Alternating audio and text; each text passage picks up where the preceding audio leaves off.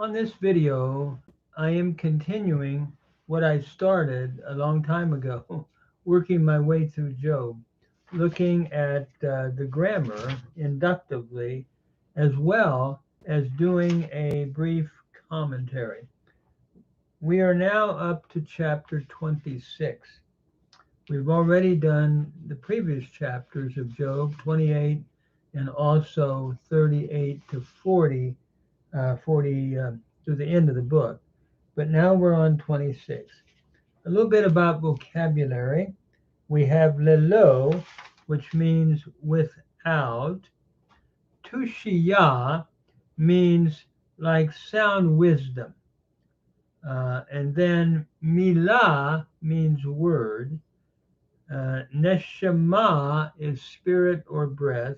Rephaim are the shades or the weak ones in Sheol.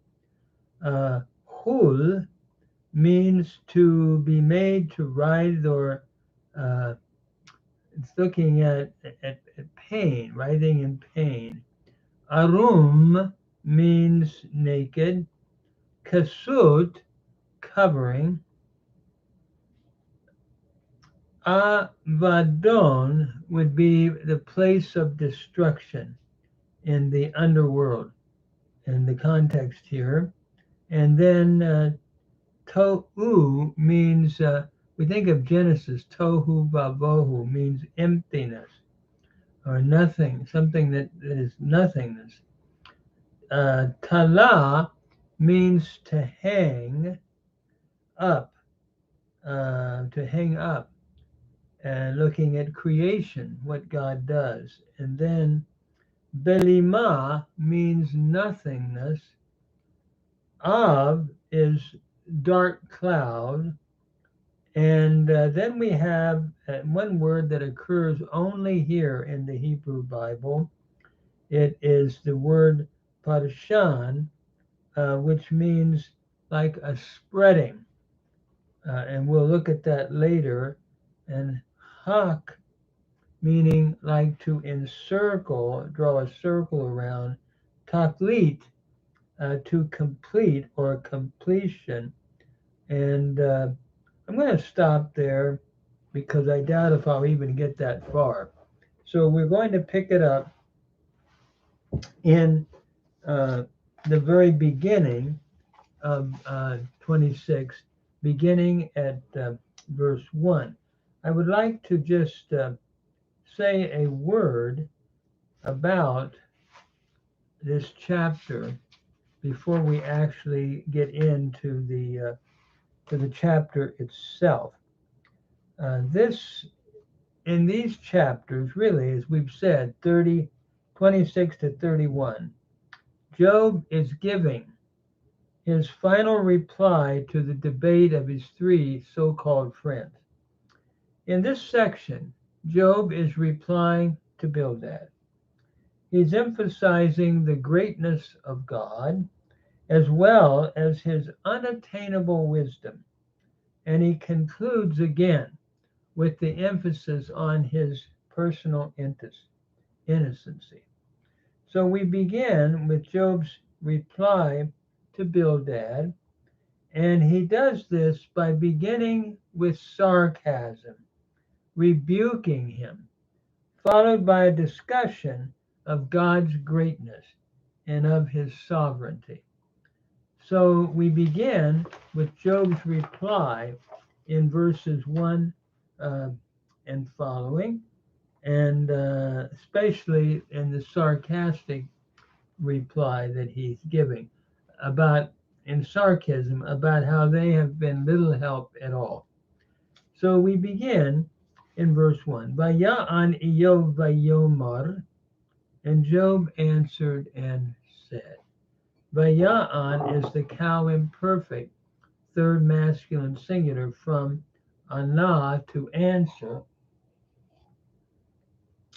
So he answered Vayomar and said, again from Amar, the cow imperfect, third masculine singular with a vav affix or a vav conversive. Me azarta lelo choach, Hoshata zeroa lo oz. How have you helped the one or him without power? How have you saved the arm that does not have strength? That meh functions for both clauses here.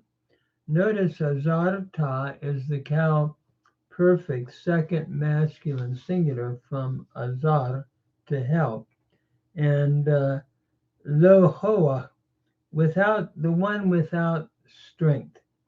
And then, how have you saved? Hoshata from yasha, how have you saved the arm of the one who has no strength? Hoshata is from the root yasha. Historically, it was a pevav root, and so how shata became ho shata, where historically your your pasak would have been under the hey, coalescing or coming together with the vav, forming a long holem vav. So he goes on then to continue his sarcasm in verse 3. Ma yatsakta lo chokma, v'tushiya l'rov hodata. That is, how have you counseled him that had no wisdom? And how have you for much declared sound wisdom? Notice here, as we look at this phrase, we begin with ma yatsata, a cow perfect second masculine singular from ya'atz, to counsel.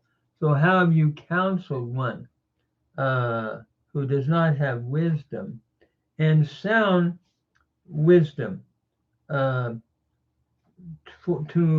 cause to multiply. How have you made known? Really, we could say in a full way the sound wisdom that I needed. So as we look at, by the way, hodata is from yada. It is a hifil, perfect second masculine singular from yada. Historically, it was a pay vav verb, and how data became hodata. Again, that aw changing to a holem vav, coalescing or coming together, forming a holem vav. So as we look at these verses, excuse me, Job purposely uses negatives, and what he's indicating here is sarcasm. He says to his friend, supposing for a moment that I am without power and strength, and I lack wisdom, as you have said, going back to chapter 18, 17, and 15 too, then how have you helped me? Bildad has pretended to be very wise. Job simply asked him, how have you helped me with your wisdom? And there's a lot of sarcasm here. And so in verse 4, it continues, et mi higata milin, v'nishmat mi yatsa'a mimecha. And with whose help have you spoken or uttered words? And the spirit of whom, or whose spirit, came forth from you? Notice here, higata is a pay noon verb from nagad, where the noon historically has assimilated into the gimel, causing the doggish forte. Hingata became higata by progressive assimilation of the noon into the gimel, and so it's the hifil uh, perfect second masculine singular from nagad. So, with whose help have you caused to utter words? And the spirit of whom, or whose spirit, Yatsa'ah, came forth from you? Um, Yatsa'ah is the cow perfect third feminine singular from Yatsah. And so, what Job is saying here is he wonders where his friends found such brilliant statements about the sovereignty of God and to whom they were speaking. He knows as much about God's sovereignty as they do, if not more. And so, beginning in verse 5 to verse 14, Job will give examples of his knowledge of God's sovereignty. he has shown in chapters 9 and 12 that he is not inferior to his friends in describing God's greatness. Now he describes it as it is manifested, first of all, in Sheol, in the underworld, verses 5 to 6. On earth, verse 7. In the sky, verses 8 to 11. In the sea, verse 12. And finally, in the heavens, verse 13. So that'll be sort of the flow of thought in this section. So we move now to verse 5.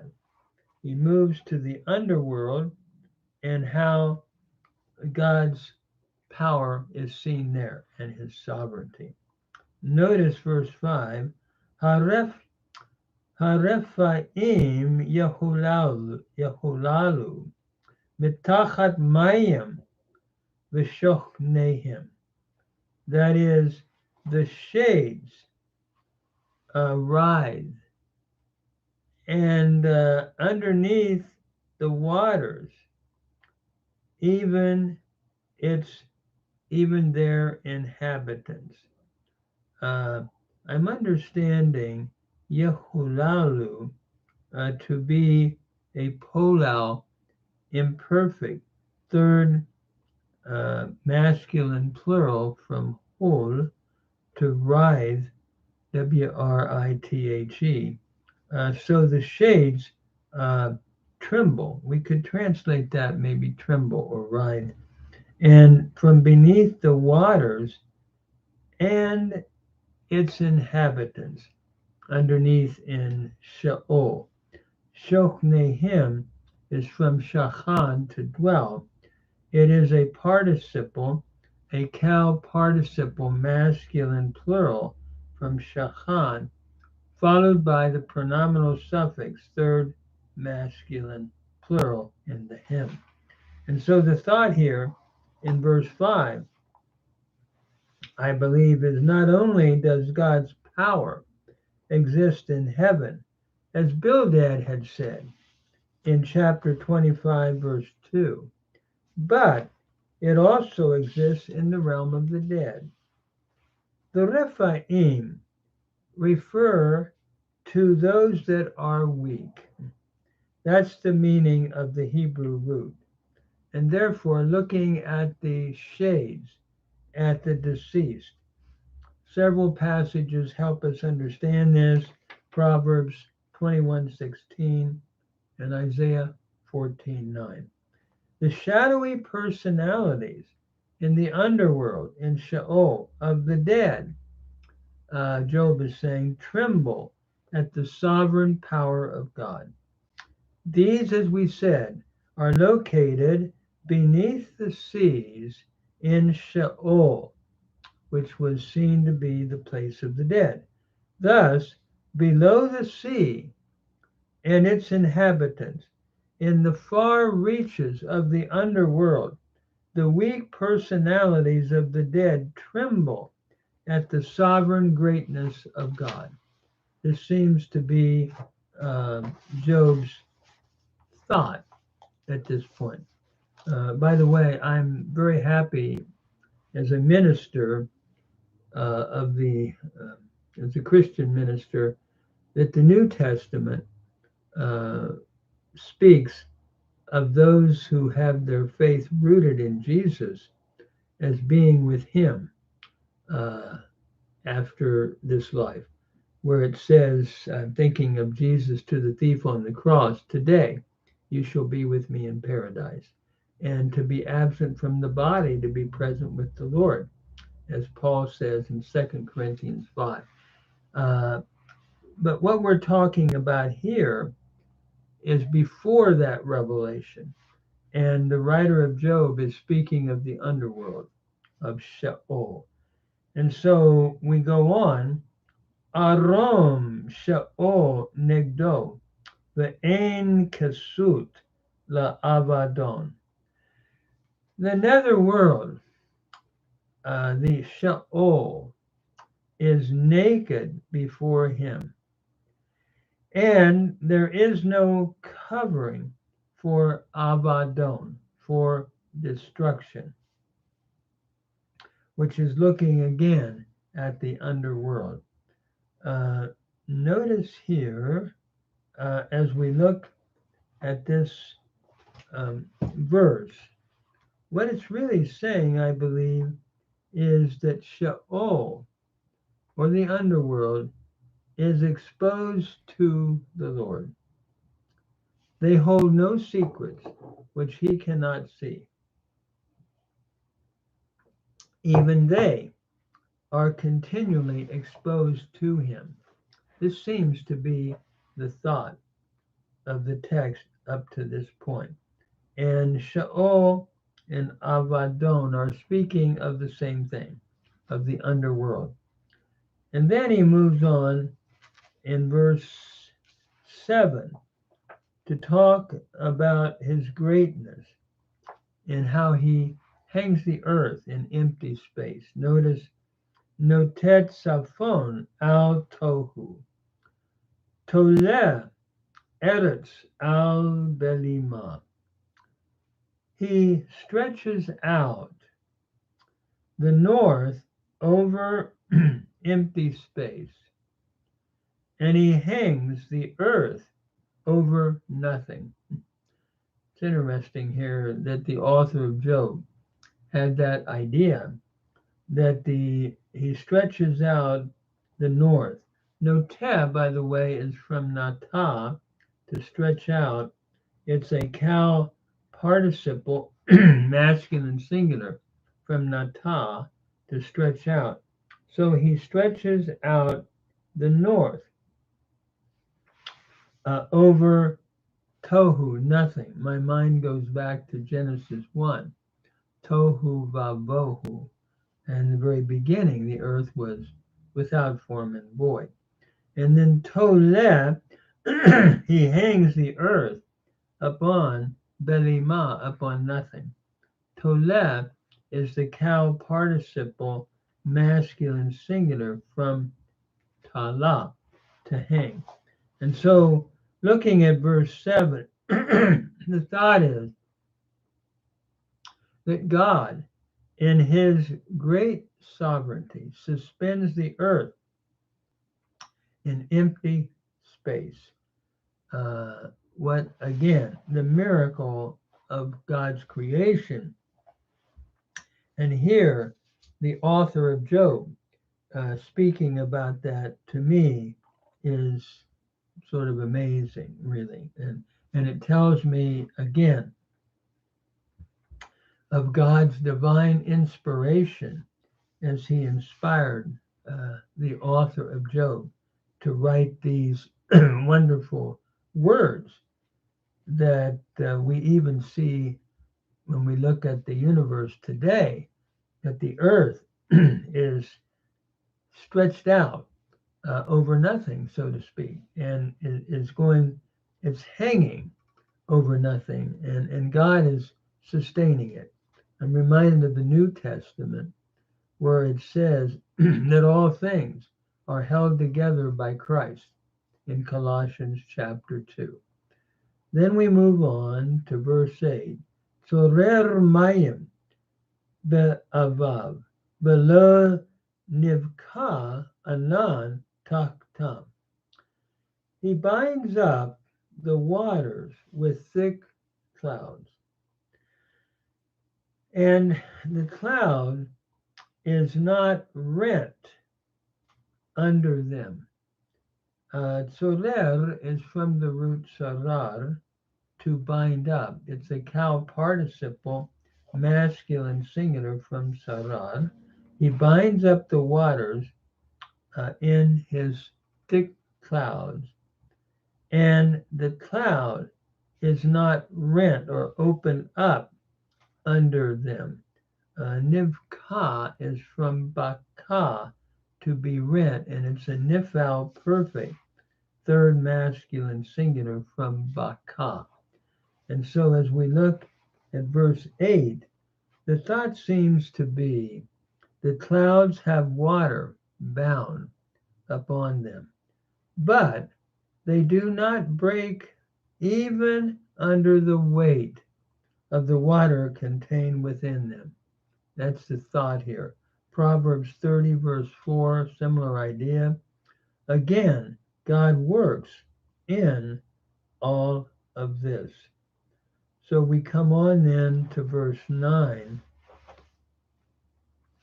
It says, Me'achez penei kisei. He closes up the face of his throne. Parshein alav anano. That is, spreading out the cloud upon it. So when we look at verse 9 and looking at the vocabulary of verse 9, we have what seems to be a PO infinitive absolute in Parshein. And this only occurs once in the Hebrew Bible. And we might render this a PO infinitive absolute as spreading, like spreading upon it his cloud, anano. And so he closes me'achez. Here we have a PL participle from achaz. So he closes the face of his throne and spreading out his cloud over it is the way I think I would render this. So God uses the clouds to form a veil over heaven so that mankind cannot see his glorious throne. No one has seen God at any time, and except Jesus, who has come from the Father, and he has revealed God the Father to us. And we see that in the Gospel of John. So then we move on to the next verse. Chok chag al panei mayim, ad taklit or im choshek. He has really prescribed a boundary, or drew a circle around a boundary upon the face of the waters unto the taklit, unto the end of light and with darkness. And here we have hag from hok, meaning to draw around, like to draw a circle around. So he has drawn a circle or a boundary upon the face of the waters unto the taklit, meaning the completion, taklit, or end of light with darkness. So in verse 10, he set a boundary for the ocean. And the imagery here, if I could summarize it, and I appreciate Reichart on Job in the Sonsino Press, page 134, who writes, and this is the Sonsino commentary series, which is a commentary series in Hebrew translated into English with commentary. The earth, he wrote, is pictured as a flat disk encircled by waters. God has circumscribed a fixed boundary about these waters. The boundary, thus formed, embraces the confines of light and darkness. Within this dome, the heavenly bodies revolve. Outside and beyond are all darkness. So that's the imagery that seems to be depicted here. Then we move on to verse 11, or verse 10. Let me just, having said that, let me go on to verse 11. I'm sorry, verse 11. Amudei Shemayim Yerufav, Vayit Mahu Migna Ara. Miga Arato. That would be the pillars of the heavens tremble and are astonished. They are astonished from his rebuke. And so as we come to verse 11, we're going to see an interesting poetic picture here in verse 11. So what he's really saying here, the pillars of heaven shake, Yerofaf. And I'm understanding this as a polel imperfect, third masculine singular, from rof, to shake. So the pillars of the heavens tremble or shake, and they are amazed or astonished at his rebuke. From Tama, a cow imperfect, third masculine plural from Tama, with a vav connective. So they are astonished from Ga'arato, from his rebuke. As we look at this text here in verse 11, this is a poetic term for the lofty mountains which appear to hold up the sky and by their peaks. You know, you look at the clouds and they appear to hold up the sky. I know Janet and I, my wife and I,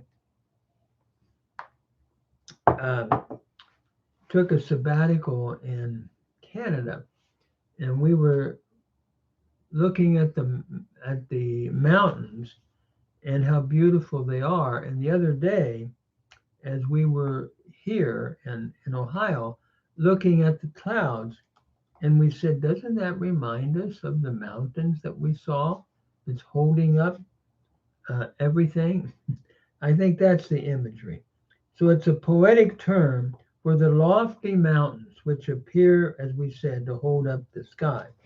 And then it talks about trembling. The pillars of the heavens are trembling. Notice here, this is a poetic term for the lofty mountains which appear, again, to hold up the peaks, as we said, and the trembling here would refer to probably like an earthquake of some sort. They quake as though they're terrified. And at God's rebuke, we're told they are astonished. Here we have the idea. Let me go back and take, instead of the earthquake, let me talk about thunder. I think that's more the thought here. And going back, if we look at the Psalm 104, verse 7. So it may be poetic for thunder, which reverberates from cliff to cliff. That's probably more the idea. Instead of an earthquake, more thunder. And we see similar imagery in Habakkuk 3:10 and Nahum 1:5. So these lofty mountains then quake before God. And then let me do verse 12, and that'll bring us to where I think we'll stop on this time on the video. Notice it says, Behoho Raga Hayam. He stirs up the sea with his power, or by his power. He stirs up the sea. Uvit Vunato Machatz Rahav. And with his understanding, he smites Rahab. Raga is a cow perfect third masculine singular from raga, to stir up, and by his understanding. Tebuna means understanding. By his understanding, he smites Machatz Rahab. He smites Rahab. What's the thought here in this text? By the way, Machatz is a cow perfect third masculine singular from Machatz. This seems, when we look at this, to look at God's greatness as he stirs up the sea in a storm. And then by his understanding, he smites Rahab. Who is Rahab? Well, Rahab is probably an allusion to the monster dragon of antiquity. I appreciate what Driver says at this point, and I quote, this is Driver on Job, page 223. The verse is best taken as containing allusions such as have already occurred in this book, like in 9:13, to the Hebrew forms in which all creative activity is attributed to Yahweh. Of the old, referring to the old Babylonian mythological account of creation. As in the Babylonian story, before the creation of the world, Tiamat, the representative of the sea and disorder, had to be subdued. And as Marduk, in conflict with Tiamat, seized the spear and tore her belly, cut her inward parts, pierced her heart, made her powerless, destroyed her life, cast down her body, and stood upon it. This is found in the tablets of creation, and this is the creation account in ancient Babylonian mythology. And remember, Tiamat was defeated by Marduk, one of the key gods in ancient Babylonian religion, and had a high place. Every year they would celebrate Marduk, and one of the great texts that was used was Enuma Elish. I have done some translation of the Akkadian, and basically what Driver's saying, he's describing the struggle after the merging of Tiamat and Apsu, their waters, the birthing of the theogony of gods. And then there was, following that, a rebellion against Apsu. And what happened was that Tiamat, then, Apsu was destroyed by the minor gods that he and Tiamat had given birth to. And following that, what happens, Tiamat becomes a raging deity. And Marduk is assigned to go against Tiamat. And from her, having subdued and defeated her, he creates the heavens and the earth. So in Hebrew, we're going back probably before the creation of the world, where Yahweh quelled the sea, and like the wise Marduk of the Babylonian story, Driver says, who used craft not by mere might, but by the use of his understanding, slew the sea monster. And this is a quote from Driver on the book of Job. And I guess what I would say is that he's just alluding back, it seems to me, to this struggle. And Driver seems to understand Rahab as the sea monster, an allusion back to Tiamat and Marduk's struggle. And if this is the case, what we're understanding here is God is the one who is the king, not Marduk. And he basically has defeated Rahab, which is a symbolic way of saying he basically is victorious over every obstacle, illustrated using this reference of out of Enuma Elish, illustrating the power of God, who is greater than Marduk. It's really God that does all of this. So at any rate, it's an interesting reference back to that Enuma Elish of ancient Babylonian mythology. So we move on. Berucho Shamayim Shifra, by his breath the heavens are serene then. Holela Yado Nachash Bariach, his hand has pierced the slant serpent.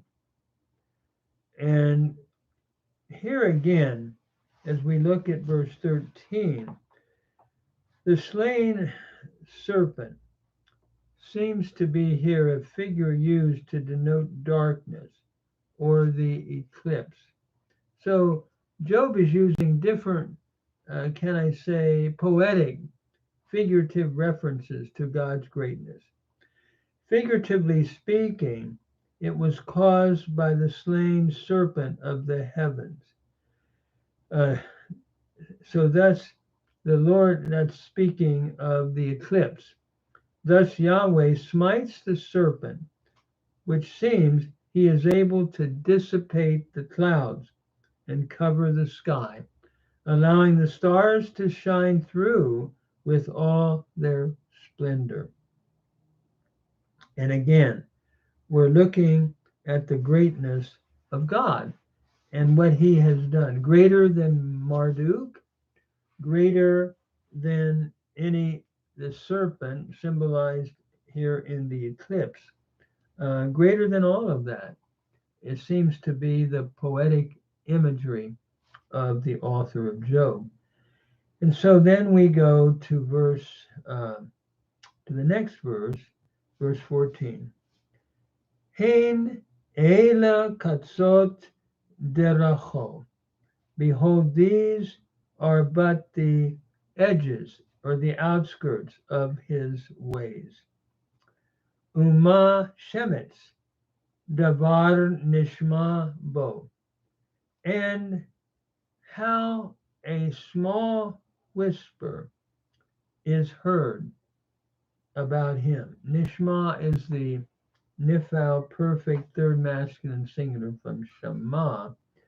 Vira'am gevurotav mi yitbonan. But the thunder of his mighty deeds Who can understand? Yit bonan, from being, middle weak verb, and who is able to understand? Notice here, as we come to the conclusion, Job has not attempted to give an exhaustive list of God's works. If these are inconsequential in his eyes, how can we ever stand before his great power to penetrate into the secrets of God's sovereign wisdom? Seems to be the thought. These things, Job says, are but the outer edges of his ways, and from these we catch a whisper of God's omnipotent greatness. Since we can only catch a whisper, what mere mortal can catch or even hear the thunder of his mighty deeds? Seems to be the thought. Again, I would like to summarize a paragraph in Reichhardt on Sumsino by the Book of Job, Sumsino Press, page 135. He writes, finite man, for all the progress in science that he has achieved, will ever be fringed in by the larger mystery of God's infinite universe. How true that is. He may penetrate with mind and heart the outer edges of the immense cosmic enigma. He may hear the echo of the rolling thunder of the divine omnipotence. But the final covert of God's secret will elude him, and the absolute solution of the problem of God's government of his world will forever baffle him until he rests in resignation upon the everlasting arms. Job has reached here a terminal peak in his metaphysical struggle. He confesses that absolute infinite wisdom is not within man's power to obtain. It belongs to God alone. And I must say, the older I get, the more I agree with these words. We look at the universe, and as he said here, we basically, no matter how much progress one is making in science, can we really understand the mystery of God's infinite universe? Can we really penetrate into God's ways 100%? I think that's the thought that Job is presenting here. And basically, and just to give my own philosophical summary, as a Christian minister, everything is by faith. I find my faith in what I believe Scripture teaches in the New Testament, Hebrew Bible and New Testament, concerning the Lord Jesus Christ and how he has conquered death and witnessed, it was witnessed by the apostles who were willing to die for that testimony. To me, that's where my faith is rooted. But do I understand everything? Absolutely not. About the universe, about God. I can only pray, God be merciful to me, a sinner. And as I look at the greatness of this universe, it's beyond anything I think we can comprehend. Everybody has to have faith in something. Faith that all this just happens automatically. But how can that be, in my thinking? Or faith in God who made it happen. And to me, as a New Testament follower, Christian, I believe that what gives me greatest hope as I get older is the assurance or the faith that Jesus is alive and that he has conquered death. And I can only lean on that by faith. And I think as I read this text, I appreciate the writer of Job and the way he is writing. I think we all can understand that so much is beyond us. And that's why, like I said, to me, everybody has faith.